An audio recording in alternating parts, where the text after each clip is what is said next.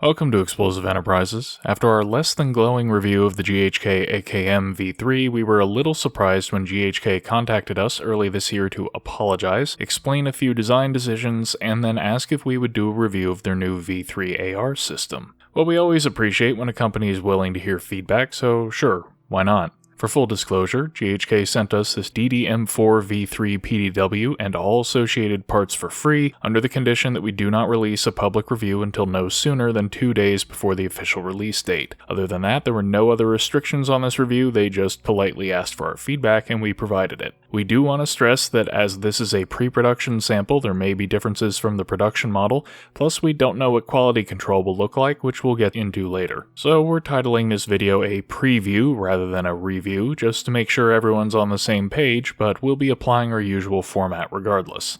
Now, the real DDM4 PDW was announced by Daniel Defense in 2020, and this is DD's entry into the already saturated market for 300 blackout compact carbines. This caliber provides much better ballistics and less flash and concussion than 5.56 from a 12-inch or shorter barrel, and also suppresses very well. To that end, the DDM4 specifically is most commonly sold in the US as a pistol, fitted with a Maxim Defense CQB arm brace, which is legally not a stock, but we're not getting into that whole can of worms, though there is also a stock short barrel rifle configuration, and both setups use a linear compensator to reduce muzzle blast when not using a suppressor. There's not much more to say about it. This is a strictly civilian weapon suitable for home defense, range plinking, or LARPing out Greyman Sheepdog 3-per fantasies. Back to the GHK, while this is a licensed product and clearly based on the SBR variant of the Daniel Defense PDW, it isn't quite accurate and has a lot of little differences that I'll point out as we go. Whether it's accurate or not though, it's a pretty realistic looking replica. There's a lot of steel used in the construction with proper parkerizing, and while the receivers are cast alloy as is typical for AR replicas, they are Cerakoted. It isn't perfect, but first impressions on externals are good, so let's go part by part. Starting at the muzzle, this is a replica of the linear compensator used on the real thing, though it lacks the internal ports to make it actually functional. As I unscrew it, you'll notice some contact wear on it where it touched the rail, which I'll explain in a moment. We do want to point out that this is standard 14mm negative threading, so it will accept standard Airsoft muzzle devices, though on real ARs, 300 blackout barrels have larger threading and use larger muzzle devices than their 5.56 counterparts. The barrel itself is steel, with a nice chalky gray-green phosphate finish, and the gas block and gas tube, both purely decorative, are visible. These all reside within a replica of the Daniel Defense MFR XL rail, a pretty straightforward tubular aluminum M-lock rail which is appropriately tight to the upper receiver. However, it does want to cant downward slightly when fully tightened, and I think I know why. There are visible marks from threading on the upper two screw holes, but only a faintly visible mark on one of the two lower holes, and the fourth one has no marks at all. This isn't a functional problem, but it suggests inconsistent fixturing resulting in the holes being drilled and tapped off center, and consequently the rail cants downwards a bit. Not a huge problem, just a little unsightly, and can be easily addressed by just shimming the bolt-up plate. On the upper itself, we have laser-etched markings on the left side showing 300 blackout and DDM4 PDW. The lower receiver has the primary markings, which appear to be etched rather than cast, and the trigger, selector, bolt release, and mag catch are all parkerized steel, as are the cross pins and takedown pins, though as with the VFC ARs, they appear to be the lighter tone of zinc phosphate rather than the correct manganese phosphate. On the other side, the selector is revealed to be a standard left side only, whereas on the real thing it's ambidextrous. The forward assist is steel and functions as it should, though it feels a bit sticky and could use lubrication. The mag release is also steel, and while mil-spec is normally aluminum, we're not sure what Daniel Defense uses. And lastly, the trigger guard is aluminum as it should be, but a mil-spec style rather than the curved Daniel Defense trigger guard. As with the real thing, it swivels down to permit shooting with gloves. Now up at the ejection port cover appears to be blued steel rather than parkerized steel, as is more appropriate for mil-spec or a plastic ejection port cover like Daniel Defense uses. Still, it locks up as it should and does, well, everything a static piece of metal has to do. It's a bit uneven across the top, but on this example does not cause any functional issues. As for the bolt carrier itself, this is steel, and again, this is something that would normally be parkerized on the real gun rather than this blued finish, which is already showing unrealistic wear for an interesting reason we'll explain later. I should also mention while we're here that while the Cerakote finish looks nice, it does not stand up to wear as well as hardcoat anodizing, and it will scratch if anything sharp and metal drags across it. The charging handle is aluminum and a simple mil-spec style, again a bit different from the Dana Defense one, but also not dimensionally identical to real mil-spec charging handle either. And the pistol grip is a standard mil-spec A2, not the DD one. I want to point out now that GHK's reveal poster shows the gun with the correct charging handle, pistol grip, and trigger guard, but the demo model did not. GHK tells us that Daniel Defense specifically requested that the officially licensed replica not look exactly like the real thing.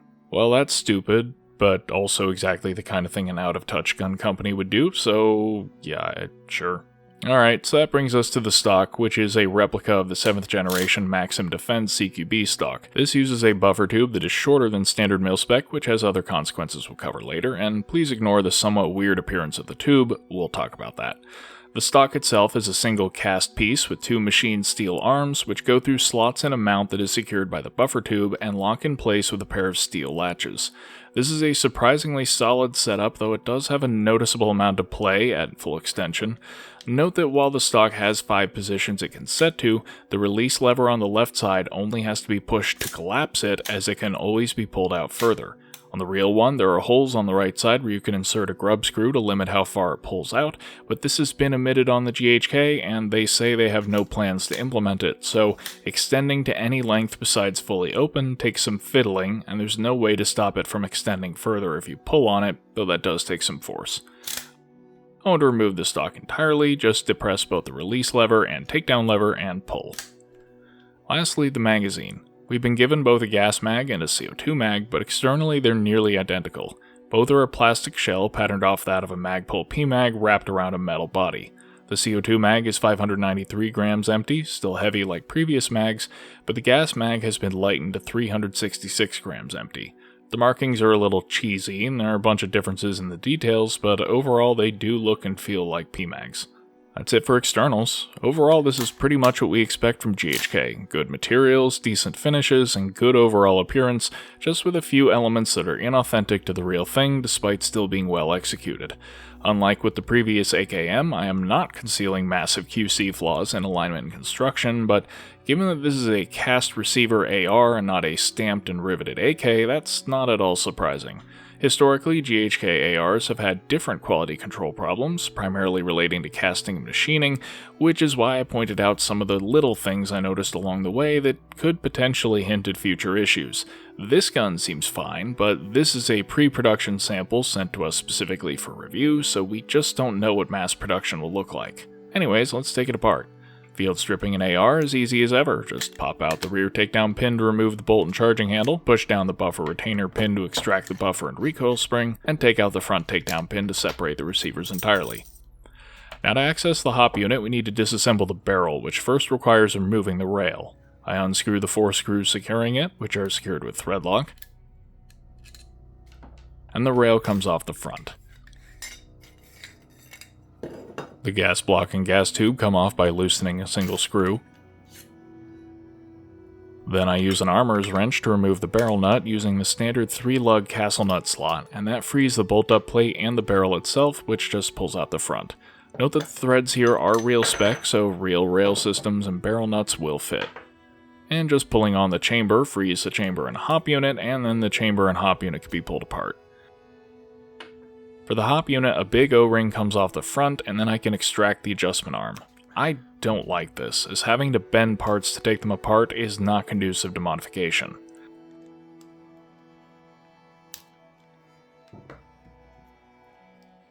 Well, with that arm off, the rest is straightforward, and now we can see how it works. The barrel and bucking are GBB spec, a significant improvement over the AEG spec of the older GHKs, and it pairs a rectangular contact patch with a cylindrical nub in an unremarkable 175mm brass barrel. As we'll see later, this works just okay out of the box, but standard spec means it's easy to upgrade if desired, though there are some caveats there. It's adjusted via a grub screw on the bottom of the unit using an included adjustment tool. Let's briefly switch back to the assembled gun to show how that works. Drop the mag, pull the bolt back, insert the tool into the breech, ease the bolt down onto the tool, turn the knob until it locks in, and then turn the knob to adjust the hop. The idea is fine, I guess, just cumbersome and time-consuming to dial in, and I really don't like this tool. The plastic gears flex under stress, and it takes a fair amount of force to adjust the screw, so it's hard to tell sometimes if the hop is adjusting or if the plastic is just twisting, and it's tough to make minor adjustments. I've actually previously broken one of these from having to turn too hard, and while you can instead just use a hex key, it's incredibly tedious to do so since it requires removing the bolt carrier group to get it out of the way. I'd really prefer some kind of external adjustment, but failing that, it would at least be nice if the gears on this tool were steel. Moving into the upper receiver, the bolt carrier group is still remarkably close to the old Western Arms design, and understandably a little different from that of a real AR. This is a steel carrier, as mentioned before, with a plastic nozzle and weighs a total of 225 grams. To disassemble, first the nozzle guide has to be pried out the side, which takes a bit of work, and then a securing E-clip at the back has to be removed. Now with the nozzle out, since it is not glued together like older GHKs, I just punch out 2 cross pins and it comes apart. The rocket valve is a typical GHK conical design, which works fine but does not lend itself to grub screw adjustment. Permanent alteration to FPS can be accomplished by either filing the slot deeper to increase the power or filling it in to decrease, and decreasing power will likely be necessary to anyone subject to a 1.5 joule limit. At the back of the nozzle, the O-ring design works just like that of the AKM we previously reviewed, with a front O-ring to absorb the impact of the nozzle guide and a rear O-ring to actually seal. This rear O-ring has an inner diameter of 14mm and an outer diameter of 19mm and is very soft. When it arrived to us, it had already been gouged somewhat, which GHK believes reflects an overly sharp chamber edge. They say they'll round it off, but that'll be worth checking on the production models and beveling if it is sharp. Even with that damage though, it produces an excellent seal in the carrier, but harder O-rings can still seal fine, as evidenced by our Vipertex, so we're not sure why such a soft O-ring is used to begin with. At the front of the nozzle, there's clearly some wear occurring to the faux locking lugs where they contact the hop unit, but as this is a decorative part, we don't anticipate any problems there. And lastly, note that while this nozzle is a different design from the previous generation, it appears to be nearly dimensionally identical, so it should be possible to swap in a RA Tech NPAS nozzle to adjust power, though those have been known to have some issues with holding a set power level, and we still need to verify compatibility. On the carrier, note that while the nozzle is the same size as on the Gen 2, its track in the carrier is longer, which gives it more volume before venting. This slightly increases felt recoil and cyclic ray and enables it to reliably lock back at lower temperatures. Like older GHKs though, the bolt catch surface is a removable insert. From our testing, the catch surface is already sloping back from abrasion and both rounding off and peening off at the corner, which suggests insufficient hardening of the steel is causing it to get ground down by the bolt catch. Over time, this will eventually cause the gun to stop reliably locking open or drop the bolt when the magazine is released. In theory, this is a replaceable part and GHK does sell spares, but it appears to be glued in place and is likely further locked in by peening as it strikes the bolt catch, so it may require direct application of heat, like a blowtorch, to remove. Note as well that this catch surface is recessed to accommodate the short stroke, as GHKs don't send the carrier back as far as a real AR, but more on that in a moment. On the sides of the carrier, we see a lot of cosmetic wear to flat surfaces that we would not normally expect on an AR. That's because the GHK carrier does not replicate the rails present on a real AR carrier, or for that matter, on, say, VFC or Viper carriers, which serve to reduce the amount of contact between the carrier and the receiver to just those 4 corners. That reduces friction, making the design less reliant on lubrication, and also provides clearance for contaminants to work their way off the carrier without compromising function. The omission of this feature is not a massive problem, but it may adversely affect reliability in dirty conditions and does cause this unsightly and unrealistic wear.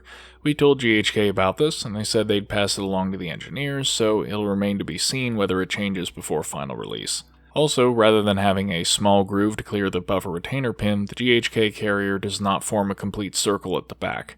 In theory, that might make it structurally weaker, but we doubt it matters. What does matter is that the rear of the bolt carrier is finally flat as it should be. Old GHK carriers had an angled surface to account for sloppy tolerancing, but which would damage the buffer over time.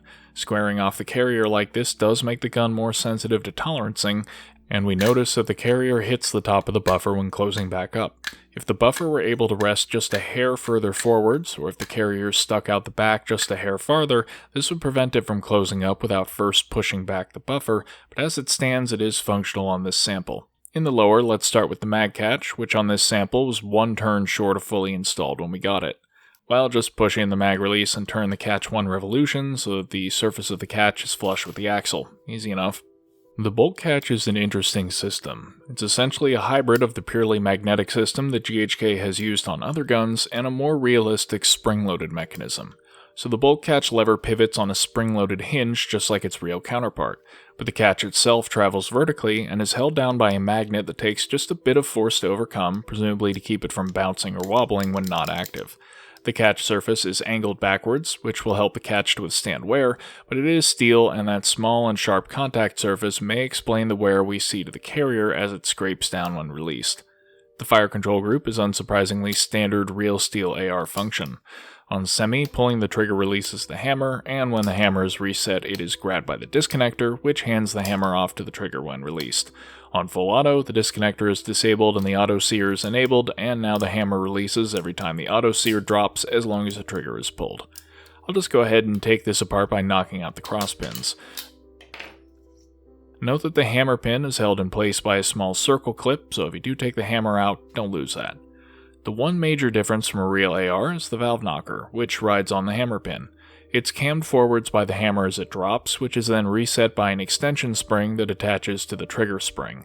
We're not sure that this makes any functional difference compared to a discrete valve knocker assembly, but it does make the fire control group significantly more annoying to take apart and put together. Note that there is no valve knocker lock, so the release of gas is mediated purely by the hammer, which is a pretty common design nowadays and unchanged from previous GHKs. Otherwise, the disconnector is wider than the real thing to increase contact area with the hammer, and this is a good choice that reduces wear and tear on both parts. I'm not going to remove the auto sear because, frankly, reinstalling it sucks, but you can see that the sear is sustaining wear as the carrier hits it. This looks concerning, but it has stabilized to where we do not believe it will wear sufficiently to cause functional issues. To be clear, all the fire control parts are steel, and besides that wear to the auto sear, everything seems to be holding up with little more than surface wear. However, these parts do appear to be cast rather than machined, so the possibility of air bubbles can always cause problems if quality control is not up to par. In the recoil system, the buffer included with the gun weighs 107 grams, which is almost spot on for a real H1 buffer. It has two differences from an H1 though. First, this is a shortened buffer to accommodate the PDW recoil system. Second, this buffer does not contain shifting weights like a real one. Depending on a bunch of factors, a buffer without shifting weights can experience bolt bounce, which will manifest as weird problems with double feeding or consistency.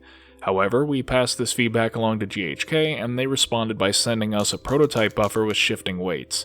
It's just a little lighter at 93 grams, but slow motion testing shows that it significantly reduces bolt bounce, so we hope this makes it into the production model and we'll be using it for the remainder of testing. While the spring itself is very soft and a little shorter than Western Arms or VFC counterparts, to remove the buffer tube, the stock must first be removed, and then it simply unscrews and pulls out the back. Or at least, it unscrews now, because out of the box it had the most thread lock I've ever seen on a threaded piece. Using the provided slot with a screwdriver bit and wrench didn't do it, a pipe strap didn't do it, heat didn't do it, and ultimately I had to resort to channel lock pliers plus a heat gun, and in the process that marred the tube awfully and even dented it a little. So this has been repainted to only slightly conceal that screw up, and rest assured that once editing is complete I will fall on my sword. All I can say is that if the final product is threadlocked like this too, don't even try to remove the tube. And in fairness to GHK, we suspect the reason this was so heavily threadlocked is because it inherits a flaw of the real design, which is the lack of castle nut or lock ring. With a standard buffer tube, you screw it into the right depth, then tighten the lock ring, and this tightens against the receiver while also pulling the buffer tube backwards, which pulls its threads against the receiver and magnifies the friction on all three parts. You can then stake the ring for extra security, but friction alone should be enough to hold it. While in the Maxim Defense there is no lock ring, you're just tightening the tube down against the stock adapter and receiver, so it's much more likely to work itself loose. So applying some thread lock here, emphasis on some, makes sense. Alright GHK, now that I've said all that, if you go and drown the buffers on more conventional carbines and thread lock, we're both gonna look silly. Anyways, both the rear takedown pin detent and the buffer retainer pin are retained not by the buffer tube as on a real AR, but by grub screws concealed by the end plate, which means that now that the threadlock nightmare has been dealt with, it's easy to swap buffer tubes. And if I take off the pistol grip, we can see that the selector is the same way. Just a nice little quality of life modification to the AR design that a couple of manufacturers do nowadays. As mentioned before, the recoil system produces a stroke of about 4/5 of an inch or 2 centimeters shorter travel than a real AR. That isn't weird, all gas airsoft ARs employ some degree of short stroke. Usually this is done by just making the buffer tube a little shorter internally, which we suspect is what GHK will do for standard buffer tubes, as they have confirmed the longer guns will use the same springs. Also, notice that the carrier does have a decent amount of travel beyond the catch position, which helps ensure the catch has enough time to fully rise when it's time to lock open. One last thing to note about the internals is that the gun was sent to us with what GHK described as an optional recoil kit, which is marked for use with CO2 or above 25 Celsius or 77 Fahrenheit. This consists of a second recoil spring and a carrier weight. The weight clocks in at 94 grams and just drops into the back of the carrier, elevating the total reciprocating mass from 318 grams to 412 grams, while the spring is shorter than the default one but significantly stronger. We'll compare and contrast these when we talk about performance. Well, on to the magazine. Gas magazine disassembly starts by depressing the follower and removing the base plate, which reveals a cross pin securing the shell to the internals. With that out, the mag comes apart. This is a single cast aluminum shell with 2 connected reservoir tubes secured by threaded caps. Notice just how thin the walls are, and that it now has lightning cuts along the sides to reduce weight. So we asked GHK if they're aware of the popular Devil Hunter mod and if the mag is designed with it in mind, and they said that this magazine should still be compatible, but is not designed for it. I don't like the ambiguity in that phrasing. 800 plus PSI is nothing to mess with, and with these thin walls, there is a non-negligible risk of a stress fracture or casting void leading to a significant emotional event on top of the various failures that we've seen and personally experienced even with the current mags. So I'm not going to chance it, and if you're wondering what Devil Hunter mod is and why I'm talking about CO2, don't worry about it. This is a green gas mag, and it'll be just fine with green gas. The fill valve is unremarkable, and the output valve is unchanged from previous generations, still maintaining the slightly odd reversed layout. Instead of gas coming in from the front and getting routed up to release, gas comes in from the bottom and is released out the front. This prevents light striking in hot weather, since it helps to equalize the pressure going forwards and backwards, but it also means the mag has to maintain 4 seals at rest rather than 2, and so this design is more prone to leaking. The gas router is a little different from most in that it is capable of moving up and down a bit. We talked about this before on VFC mags, and it's a great way to ensure the mag consistently seals against the nozzle, because under pressure it will rise until it hits the nozzle and then flare out to seal. The feed lips are a huge improvement over prior generations, finally sized to easily permit BBs through, so no filing of feed lips is required. It's still a bit tough to load from the top using an AEG speed loader once you get past the first 15 or so rounds, but the VFC fill adapter helps. GHK includes a pen-type speed loader that works fine, or Comrade Quiche adapters designed for previous generations of GHK AR mags still work excellently. Speaking of loading, I didn't mention that this magazine comfortably holds 16 to 18 grams of gas on a single fill, which is pretty typical, and up to 39 BBs. It is a bit difficult to seat a fully loaded magazine on a closed bolt, but it can be done. Fully loading and then removing 1 BB is also an option. The CO2 mag is mostly the same and comes apart by removing a plug where the fill valve would be on the gas mag.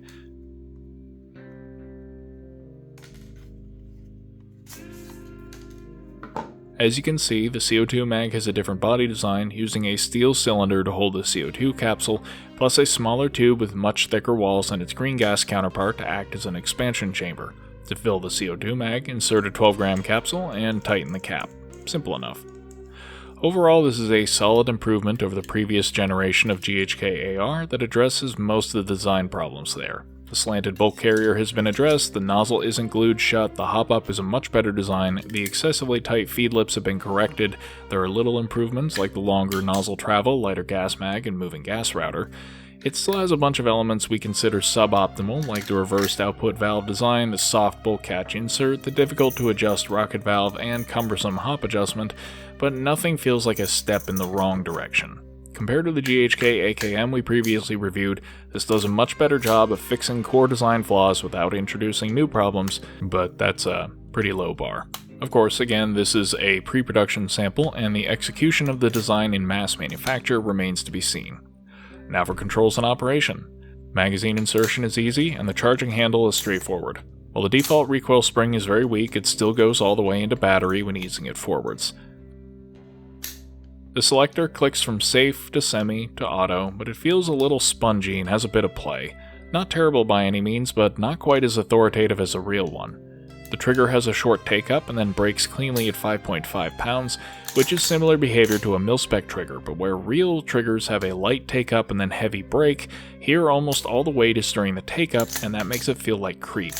While it does reset with a tactile click when nearly fully released.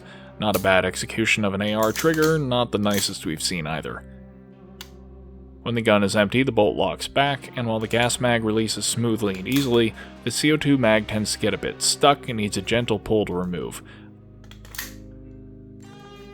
This is due to the screw plug protruding slightly at the bottom, so filing that edge down ought to solve it.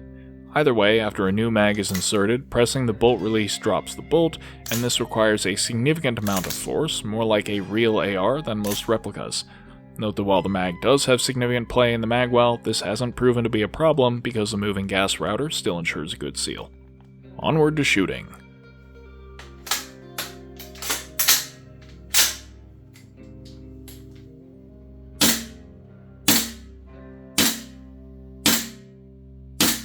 Even with the default spring and no buffer weight, recoil is pretty nice, but the cycle is tangibly sluggish. Let's try the recoil kit.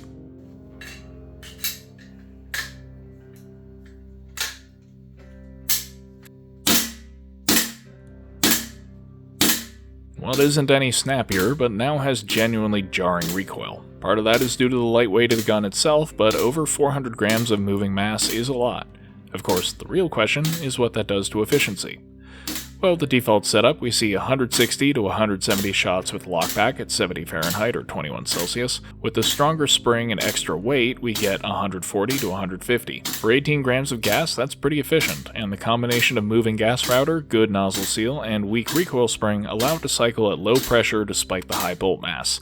Now in full auto, using the default setup, the first mag goes fine,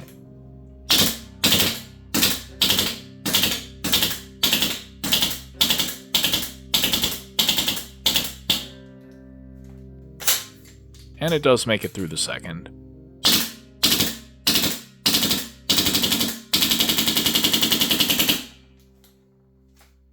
But runs out on the third.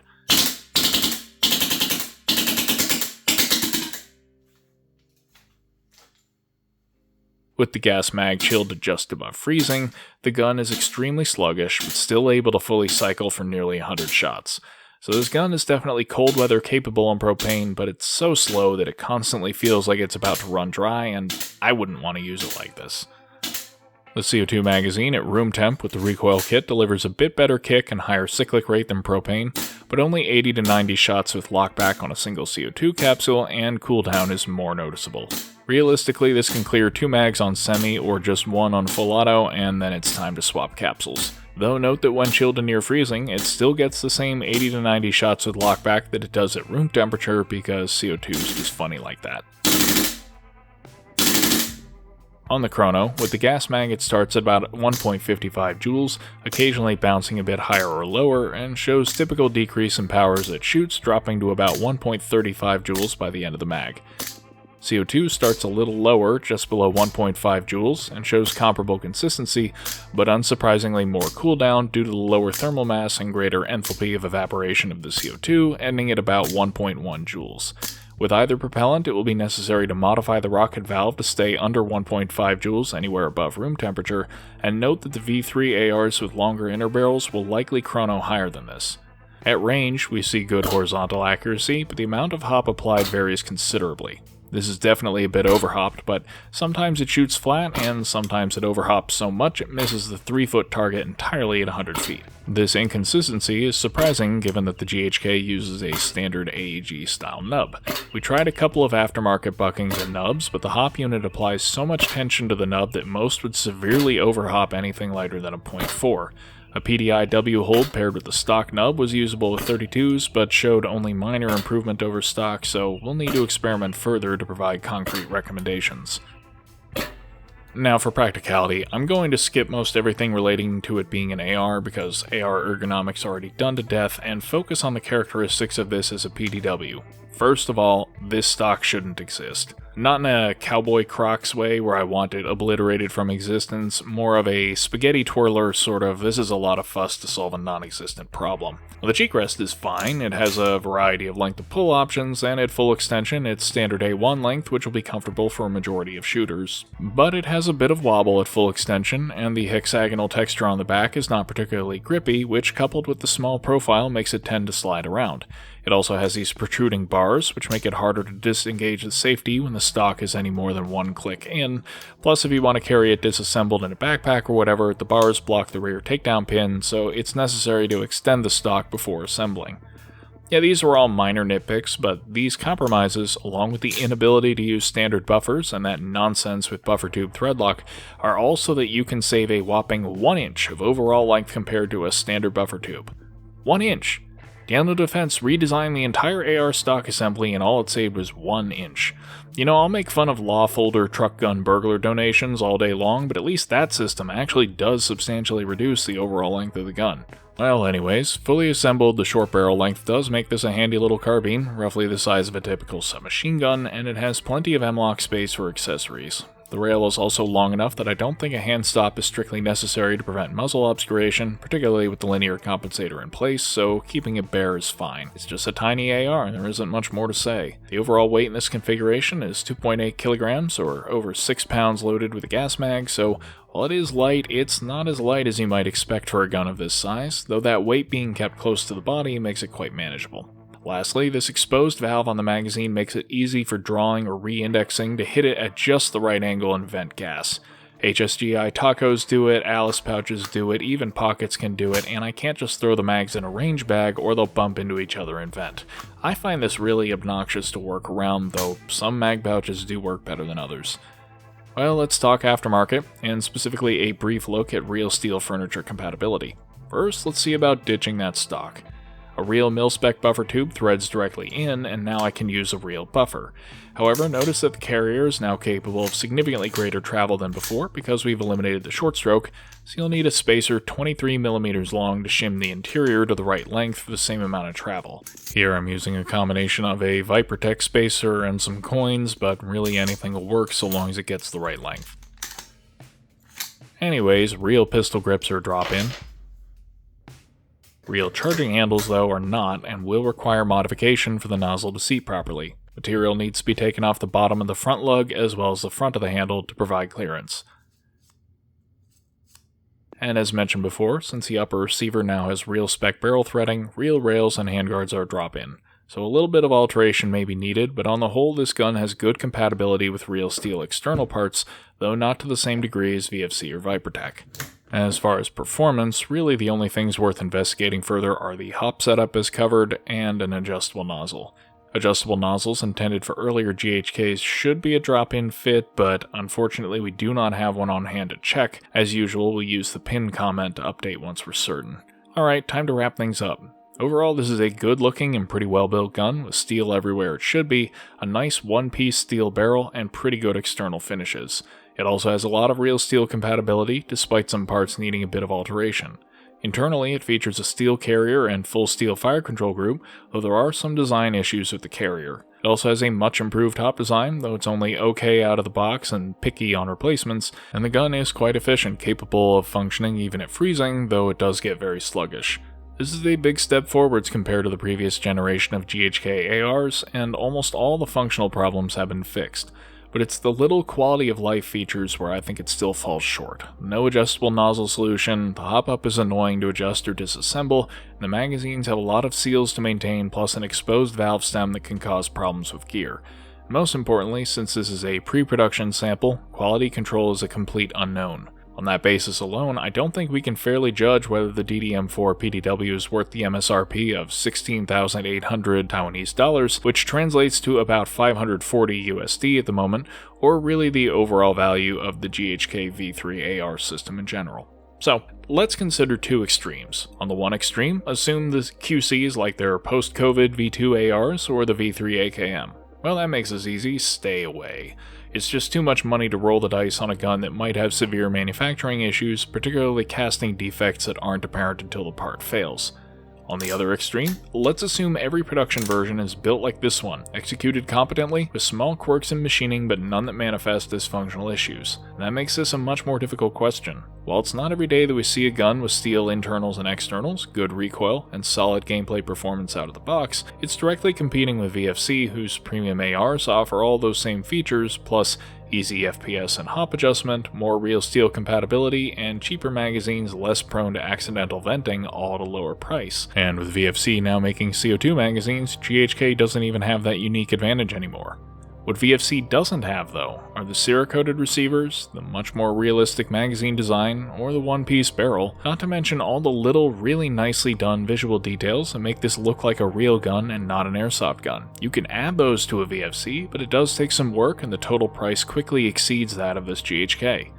So the takeaway here is that if the quality control is good, then the GHK will be the better choice for players who want something that looks and feels good out of the box, aside from that bulk carrier wear, which bothers me more than it should, while the VFC has the edge in playability and drop-in real steel compatibility. Of course, for someone who prioritizes raw effectiveness over everything else, there's always Tokyo Marui. But that caveat of if the quality control is good is an asterisk the size of the ulcer I'm still nursing from that AKM review, and if the production version doesn't live up to this one, it will be difficult to recommend at all. GHK has a solid system here, they just need to stick the landing with making sure that every gun that goes out the door works as well as this one, and then incremental improvements on some of the minor issues and nice to have features could make this an industry frontrunner. Well, we'll pin a comment below with anything we missed, and if we start hearing word about final production quality or have the chance to see for ourselves, we'll add that as well. If you enjoyed this video, consider checking out our merch store linked in the description, and as always, thanks for watching.